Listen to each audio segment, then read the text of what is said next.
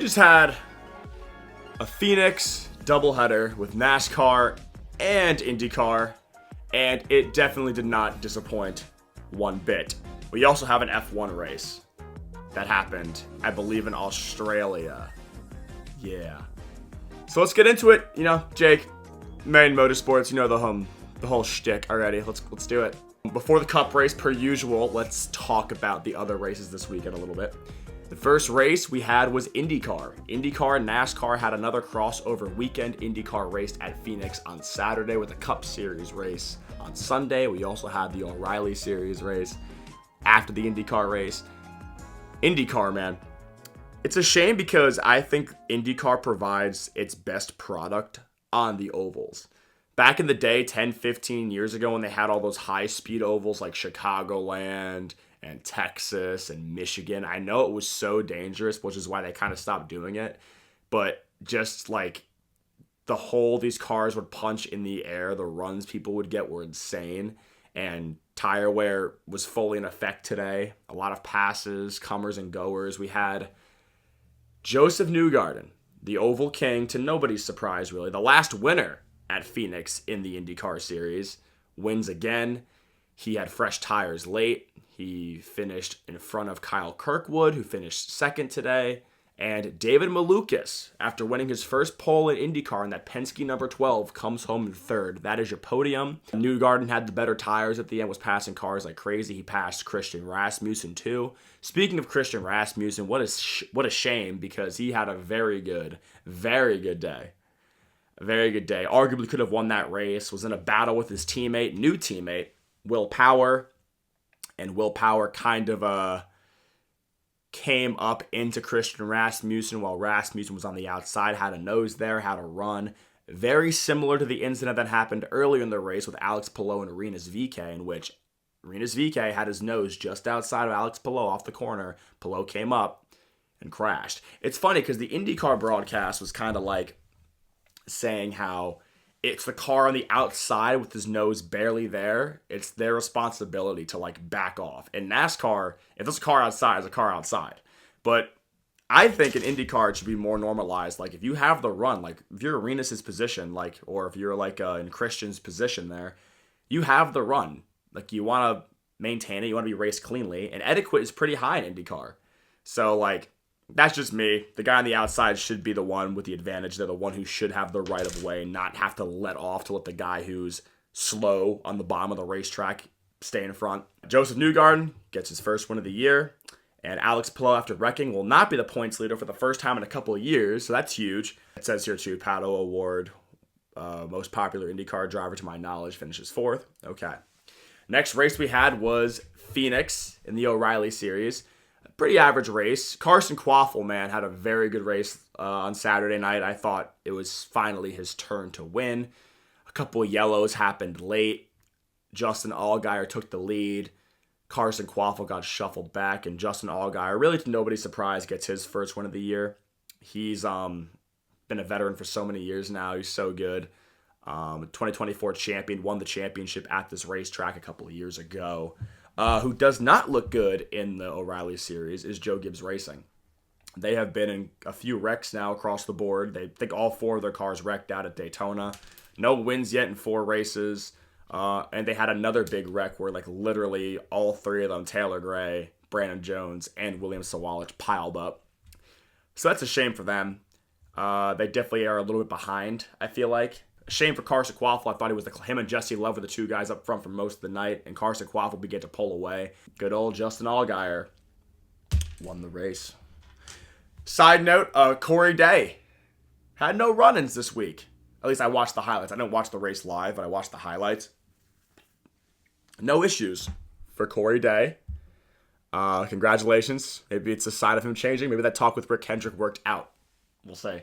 Then, at like 11 p.m. on Saturday night, we had the good old Formula One race. First Formula One race of the year at Australia. It's Oscar Piastri, the hometown favorite. Before the race even starts, during the warm-up laps, he hits the curb, spins, and destroys his race car before the race even starts. It's going to be the worst feeling, dude. That's like the equivalent of Scott McLaughlin last year at Indy wrecking his car before the race even started.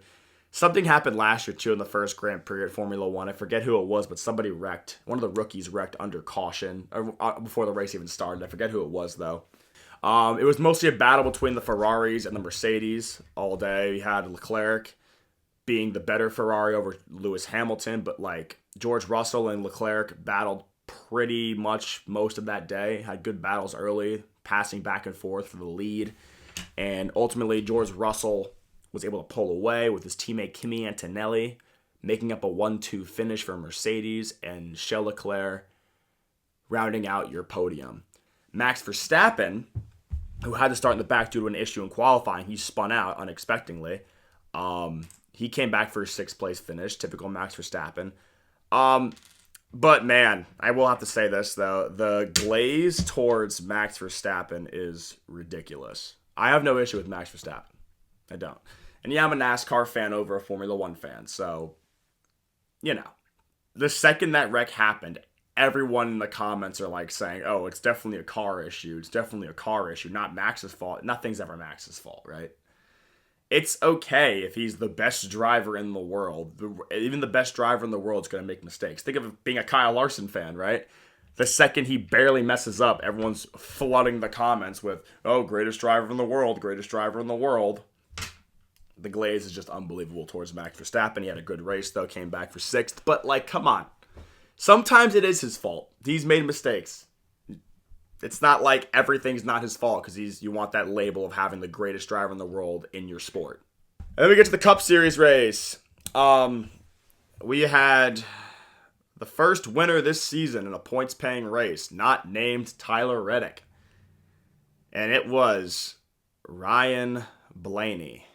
All the Penske cars were fast today. Logano, Cindric, and Ryan Blaney. Blaney by far being the class of the field. He had 2 setbacks on pit road with just lug nut issues. His team messed up, had to get sent to the back on multiple occasions, and his car was just cutting through the field.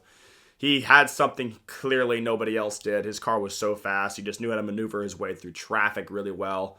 His restarts were his weak point, but at the end, ultimately, he took 2 tires instead of Christopher Bell, who took 4.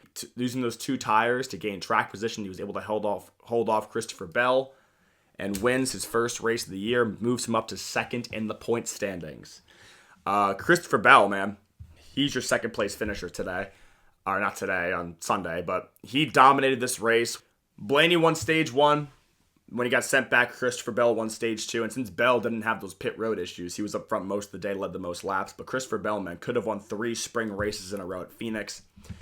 Joe Gibbs clearly didn't learn their lesson from the fall race at Phoenix when they made Denny Hamlin take 4 tires and they lost the championship because Kyle Larson took 2. The same thing happened today. Bell had that race in the bag, was driving away, and the caution comes out for Austin Dillon, I believe, and they choose to take 4 tires. I get tire wear meant more today with the extra horsepower. I agree. That's fair. That is fair. But I knew once that instantaneous caution came out right after the restart with like Zane Smith, I believe it was just not going to be enough time for Christopher Bell to use those fresh tires to his advantage. Blaney pulls away, passes Ty Gibbs with ease, and Blaney wins the race. Heartbreak for Christopher Bell, but good for Blaney. You know, he's fast. He's always been the fastest Ford since the next-gen era. His team just figures it out. Ford has been the struggling manufacturer in the next-gen era across the board. I would say despite having 3 of the 4 championships, speed-wise, they are deliberately the weakest and the only one who consistently has winning pace every single week, it seems like, is that 12 car. This week, though, all the Penske cars were good, but they self-sabotaged each other. Joey Logano had an awful day. He caused not 1, but 2 big wrecks, and he arguably had a top 3 car today. The first wreck, him and Chastain on the restart both go to the low side on the dog leg. Logano just kind of runs into the back of the 1 car of Chastain, spins him out, causes a hard crash with Anthony Alfredo, and Austin Cindric slams the wall hard. That was a bad crash, man. It just looked like, this dog leg at Phoenix encourages people to go like 13 wide into the first corner. And then let's see, it's like how low can you go? It's like a game of chicken, basically.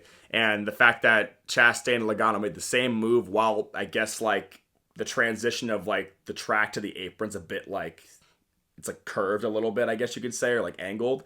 And just the bumper tap Logano gave Chastain got him squirrely. Logano finished him off. Unintentional, but still annoying. Took out Austin Cindric. Took out Anthony Alfredo, subbing in for the injured or sick Alex Bowman. Had a pretty good day going. Unfortunate for Anthony Alfredo.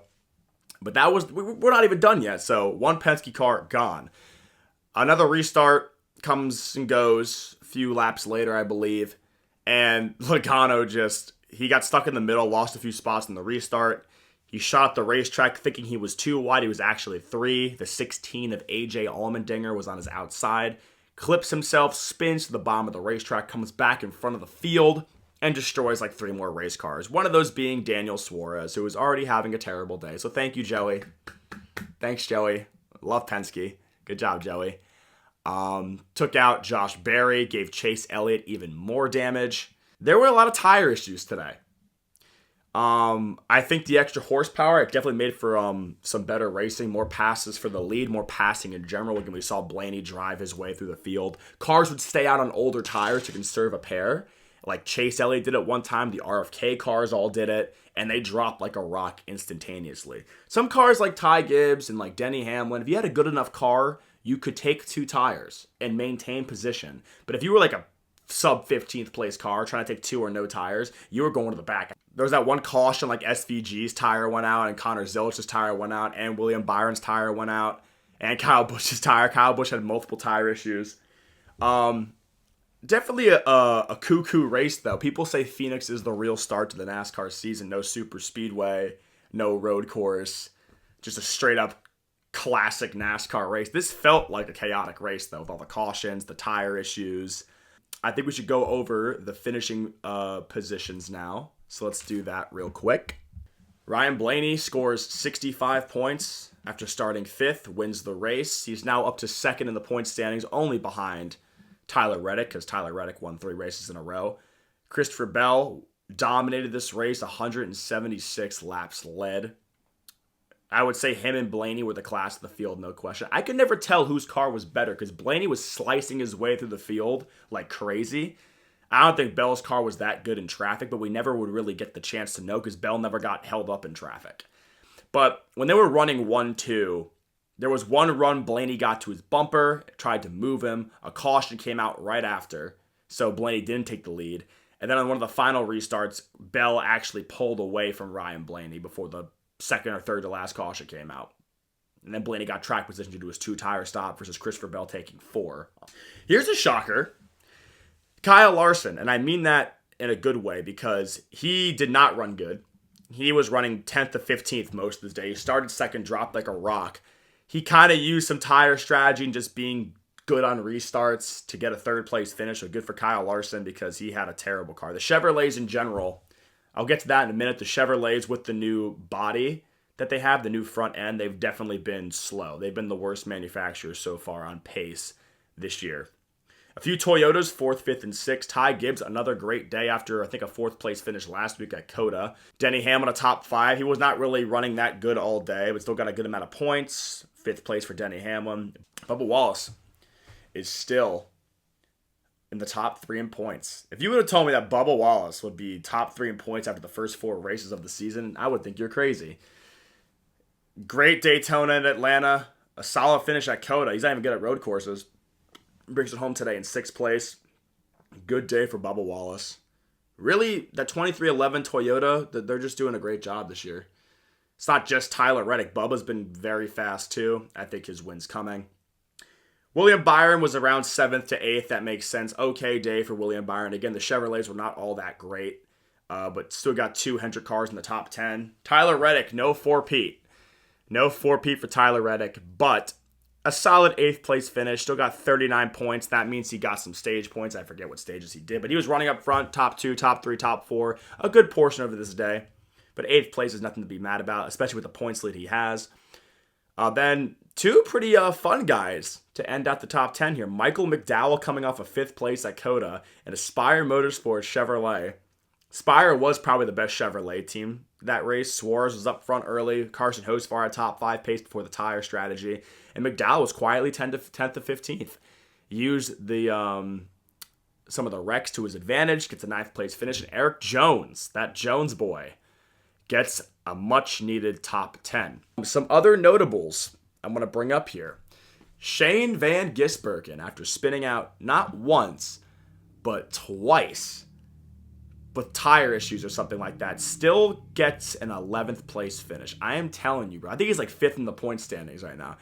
SVG, the second he actually becomes or gets winning pace at ovals, it is over for the rest of the field. It is over. Because he'll dominate the road courses, and if he starts winning on ovals, bro, it's game over. It's game over. Do not let this guy figure out ovals, but came back for an 11th place. Good for him.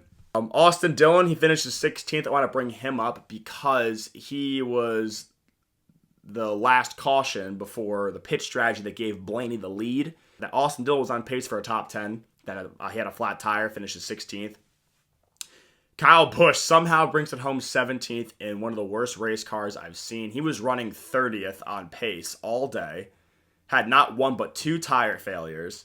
Was in the back of the pack, but just luckily avoided the wrecks and still got a 17th place finish. So at least that's something. Like, you know, I think he's fed up with RCR. I mean, like, he was very, when it came to Cletus McFarland getting Xfinity Series races, he was not a fan. And Cletus is driving for RCR.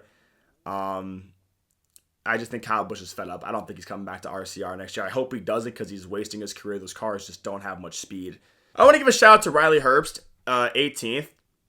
He's actually having a somewhat okay start to the year for Riley Herbst standards. He finishes good in the Daytona 500. I know he kind of wrecked himself off Brad Keselowski, but still. We don't talk about Atlanta. He wrecked out. But I think even Coda, he got a top 20, if I'm correct. And then 18th today for a guy who finished second to last in points last year. Not bad. Carson Hocevar, I mentioned before, finished 20th after taking, I don't know if he took 2 tires or just stayed out on old tires, but got shuffled back. Chase Elliott had a terrible day. No speed in that car. Was running 20th to 25th most of the day. Got involved in an early wreck with Daniel Suarez. Then got involved in another wreck with Daniel Suarez. So that was not a good day for Chase Elliott. Brings it home in 23rd place. Cody Ware, 24th is actually good for Cody Ware, so I'll give him that. Ross Chastain had a top 10 day easily. Got taken out by Joey Logano on that big wreck, though, unfortunately. Connor Zilic had a flat tire or 2 in this race. Daniel Suarez, he did get some stage points in stage 1. Yes, but then that first wreck happened. I think he just got loose. In typical Daniel Suarez ruining my day fashion, he spins out, I think, by himself. They didn't really get a good replay of it. And then the second wreck, though, Logano wrecked himself. Suarez had nowhere to go. Fun. Josh Berry was also involved in that wreck. He finishes 32nd. Joey Logano, who had the fastest lap in this race, but caused not 1 but 2 wrecks, 31st. Anthony Alfredo and Austin Cindric, 33rd and 34th. They were involved in that big wreck that Joey Logano caused earlier. Last place finisher today goes to Chase Briscoe. Back-to-back weeks for Chase Briscoe having top 5 pace, a top 5 finish on lock, basically, and then some mechanical failure costed him a good finish. I don't know if it was a tire or something. It looked like a tire, but I don't think it was. He said something broke. I'm not sure, but unfortunate for Chase Briscoe. If this tells us anything, though, Blaney is going to be hard to beat all year. Again, he's been the fastest Ford since at least the next-gen era. The other Fords have nothing for him at all. It's always Blaney, Blaney, Blaney. And now this is the earliest Blaney's ever won in a season. So he's probably going to be a force to be reckoned with. I think Christopher Bell will be good too. A couple good races in a row, we'll see. But it's still early. We go to Las Vegas. It's going to be the first race with the normal horsepower package, not 750, no super speedway. It's going to be back to the 670 package. I wish all tracks had the 750. I don't know why they don't do that. Like, it can't hurt, especially at Vegas, but we'll see hopefully down the road. Yeah, that's the race review, man. Congratulations, Ryan Blaney and Team Penske on sweeping the weekend basically with Joseph Newgarden. Congrats, Justin Allgaier, winning the O'Reilly Series race. And congratulations, George Russell, on winning the first Formula One race. Thank you for tuning in to the race review and recap. Good to see you guys. And we go to Las Vegas next. I hope you guys all have a great day. Toodles.